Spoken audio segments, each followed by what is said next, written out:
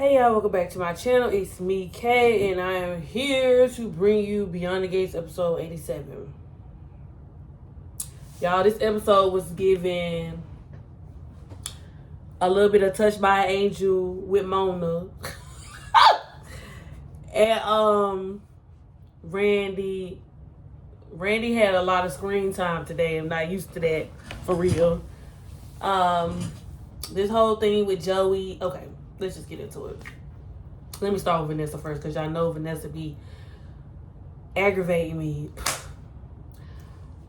You know, I said this in a video the other day. I be voting to feel for Vanessa. But I can't wait until Joey get busted. I can't wait until she find out Joey off Doug. Because Vanessa is so busy wanting her kids to want to have something to do with Joey. And she was pure tea about to be in tears at the table talking to Darnell, telling him that what Joey did was a nice gesture because Joey gave him some cufflinks, and Darnell was uncomfortable with it because he was like, that's something that a father would do for his son. Joey only did that, well, he probably planned on doing it anyway, but it was just the timing in which he did it, because him and Vanessa had just gotten to that argument in which he was right, because Vanessa totally overstepped. Because he had already, it would be different if, you know, Joey and Vanessa didn't have this conversation about him not wanting to, you know, reach out to Heather, whoever Heather may be. But it's just the fact that he said he was uncomfortable with it, and she took it upon herself to do it. And she keeps trying to insert herself in these places where Joey don't want her, and he already had told her he don't want her there. Like, what he said to her, and she was like, what did you say to me? He said, you heard what I said. He wasn't wrong. He wasn't wrong. I feel like that was his place, because she totally overstepped her boundaries. Also, Joey said he didn't have no kids this episode. I thought Joey had children. Did I make that up? Or was that presumptuous of me? Because I thought he had a wife and a kid, and he just was not involved in their lives because of what kind of person he was. I don't know. Maybe I made that up. But still, nonetheless. Vanessa and Deanna are still not talking. They're still not cool. Deanna don't like Joey, and she knows some sketch going on, and she's right. Deanna, I don't fault you, girl. I don't have no dealings with that man. You don't got to be around that man if you don't want to, sister, because he is crooked and he is evil. And then it's the fact that Joey, knowing all of this, he still does the thing he do. And that's why he's evil. He's the devil. Girl, get away from him. Stay away from him. And like, Darnell is trying to be over because Darnell wants to please his mother. Darnell, don't even worry about it, friend. You don't got to please your mama, because your mama messing with this low life. Like, and I don't want to sound judgmental of Joey, because it's what it is. But Joey, everything he does is calculated. He knows what he's doing. I don't like that. And it is the fact that he knows Vanessa is vulnerable. She's been vulnerable. Even while Doug was still living, she was vulnerable. And so it's just like, even though Vanessa has somewhat owned up to her part of what was going on in her and Doug's marriage, it's just the fact that, like, I can't wait until she find out Joey is the one, he's the reason why Doug is gone. Would she even care? Like, to me, like, would she even care if she found out? Because at this point, she gonna be too deep in the game, ain't it? And we already know Joey not gonna marry her. I mean, do Vanessa give that she want to be married again? Or it don't give that this is just something fun for her. She's like trying to be real serious with Joey and want the kids to be nice to him and everything. Vanessa, that's a lot. That's a lot, Vanessa. I just feel like that's a lot. And then it's the fact that after she had the whole conversation about that, she knew Darnell was uncomfortable with it. She kind of chastised him, but I don't think that Darnell was necessarily rude about it. It's not like he, flushed Joey out of that. He just said he wasn't uncomfortable with it. I didn't see what he did wrong. But nonetheless, he went back down to the casino after Joey left and was just like, hey, or whatever, I'm sorry. I didn't want to seem rude or anything like that. And then Joey was like, you could just take the cufflinks, just in case you change your mind. And so it's just, anyway, so after that happens, Vanessa leaves Joey's, goes to Uptown to meet Darnell, then leaves Uptown and goes to the country club where she's meeting Nicole and Samantha to talk about the cotillion. Now here we are with Anastasia and Francesca again, trying to make, to get in Samantha's head and intimidate her about not feeling worthy or saying that she's not a part of their society. Mind you, it's mad people in elitist societies who got adopted kids. Look at all the celebrities today that have went to other countries and have adopted children. They mad because Martin and Smitty went and adopted Samantha and Tyrell. And because their mother had a substance abuse issue and she wasn't living her best life at the moment, they tried to throw it in her face. And Nicole tried to have some decency about it.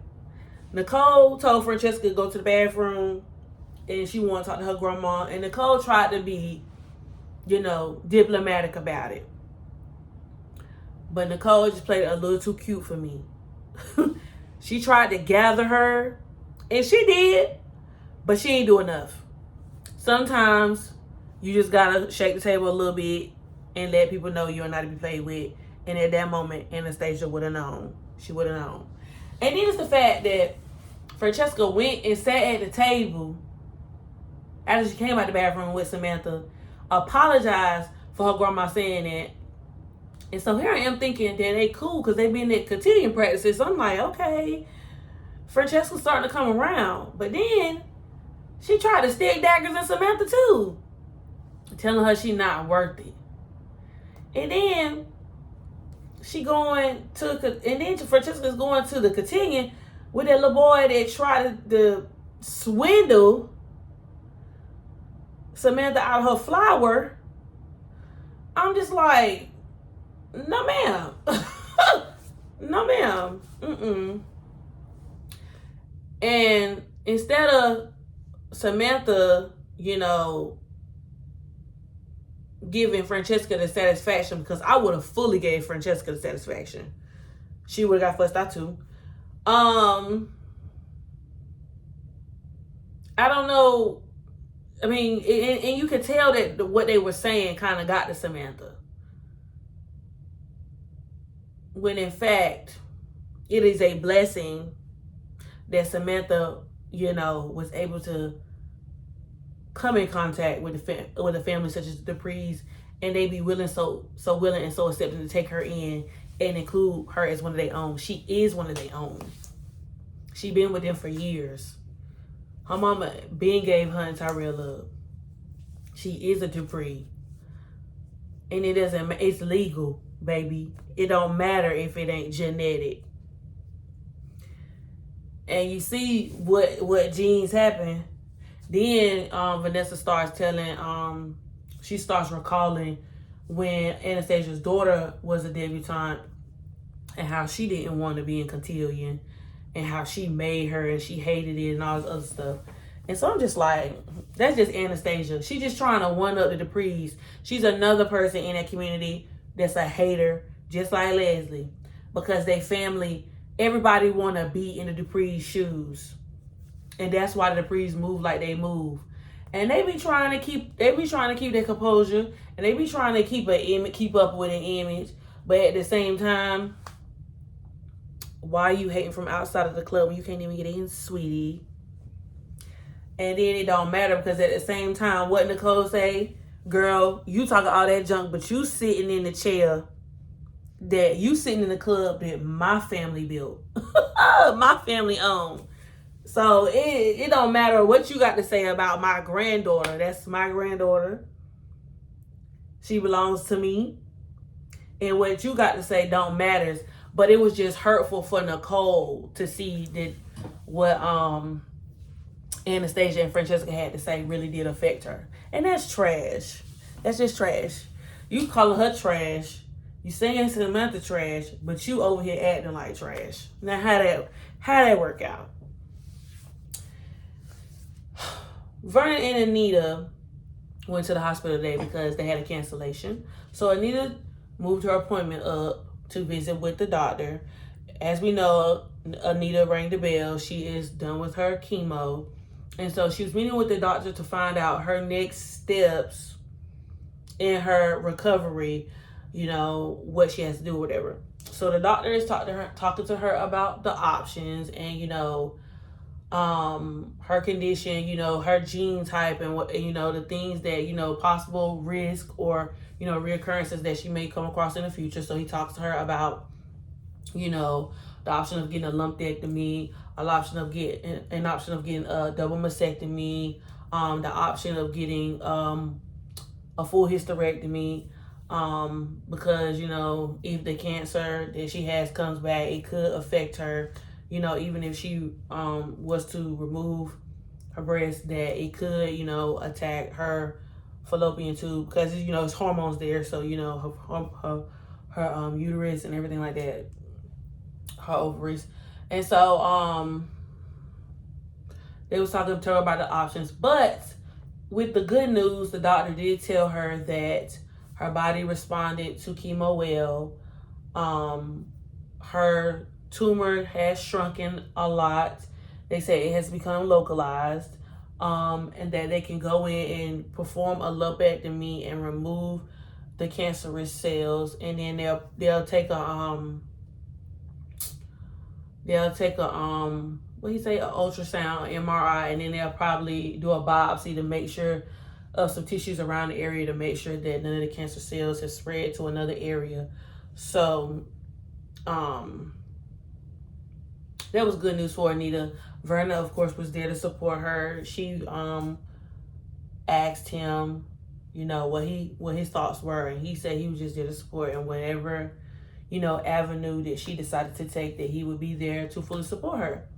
And so that was good news. Anita asked the doctor about her hair and when it would possibly grow back, and so he told her it would be a couple of months. There probably will be changes in the color of her hair and the texture of her hair, and that sometimes, if the thickness, it'll take sometimes years for, her hair to become full again, or, what it used to be, or similar to what it used to be. So he did tell her that. So that was good news. When they were leaving the hospital, or they were on their way out, Vernon stepped away to call a car, and Mona bumped into them. And so Mona was doing what church ladies do. She was saying that, she created like a group at her church that will, take on the ministry of sitting with cancer patients when they have their appointments, taking food to the family or to the patient, providing emotional support for them, calling in, checking in, sitting with them at the house, and giving some spiritual guidance, and giving them words of encouragement, giving them like healing scriptures and all that stuff. So she was saying that. And last but not least, we have the interaction between Mona and Randy. It's been a while since we've seen Mona and Randy on screen. It's kind of, I don't know if they allude to it or if it's just me, but it seemed like Mona kind of got a thing for Randy, even though Randy is what is considered a bad boy. But Randy was definitely giving her the energy back. So Of course, you know, with Mona being a church lady, she's talking to Randy about God and how he need to come to church, and you know, they're having all this banter back and forth or whatever. And so I think they eat some of her turkey club or turkey wrap or whatever she said she was getting. And then she asked him about Lynette, and he said Lynette is gone and that she's never coming back, or he's never gonna hear from her again, or something like that. And I was just like, Randy, what you mean by that? In my speedy voice. What you meant by that? What you mean Lynette gone and she ain't never come back? What happened to her? What did you do? Or who did it? What do you know? Because you ain't saying that. And I need to know what you know. What happened, Randy? What you done did? But yeah. So she was just saying how Randy was just saying how he think he too far gone to go to church, that he don't feel like God got any room for him or is thinking about him. And, you know, she reassures him that, you know, that's where grace, and she was just ministering him, you know, about God and everything. And so Randy was getting a little too fresh, and she said, pump the brakes, Randy. I'm a woman of the Lord. I don't play like that. But she kept it cute, and then Randy was just like, I don't know what you see in me. And she was just like, I just see potential in you. So I don't know where all this is going, but it was a little banter going on back and forth on screen. What else happened? I don't think nothing else much happened in this episode, but yeah, y'all, what were your thoughts?